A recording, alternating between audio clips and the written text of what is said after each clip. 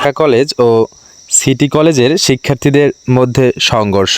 রাজধানীর new market এলাকার পাশাপাশি দুই শিক্ষা প্রতিষ্ঠান ঢাকা কলেজ ও সিটি কলেজের শিক্ষার্থীদের মধ্যে আবারও সংঘর্ষের ঘটনা ঘটেছে। মঙ্গলবার দুপুর ৩টার পর সংঘর্ষ শুরু হয়। এতে রাজধানীর সায়েন্স ল্যাব এলাকায় যান চলাচল বন্ধ হয়ে যায়। এই ঘটনায় মিরপুর রোডের বাসগুলো পান্থপথের দিকে দিয়ে ঘুরে যাচ্ছে। এলাকায় তীব্র যানজটের সৃষ্টি হয়েছে। হঠাৎ সংঘর্ষ শুরু হওয়ায় চরম ভোগান্তিতে পড়েছেন সাধারণ মানুষ। খোঁজ নিয়ে জানা যায়, সায়েন্স ল্যাব এলাকায় ঢাকা কলেজের ছাত্ররা একটি বাস ভাঙচুর করে।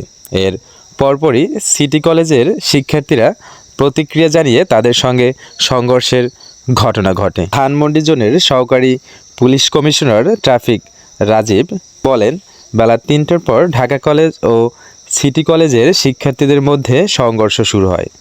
সিটি কলেজের শিক্ষার্থীরা ঢাকা কলেজের বাস ভাঙচুর করেছে শুনেছি। বর্তমান ৩২ থেকে সায়েন্স ল্যাবের দিকের সড়কে যান চলাচল বন্ধ রয়েছে। বিকল্প হিসেবে আমরা রাসেল হয়ে পান্থপথের রাস্তাটি ব্যবহারের জন্য খুলে দিয়েছি।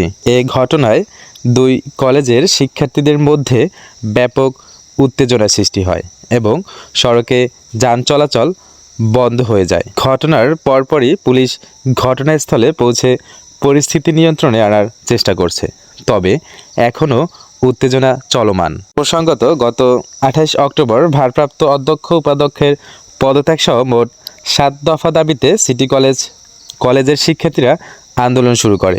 এই পরিপ্রেক্ষিতে রাতেই বন্ধ হয়ে যায় কলেজ।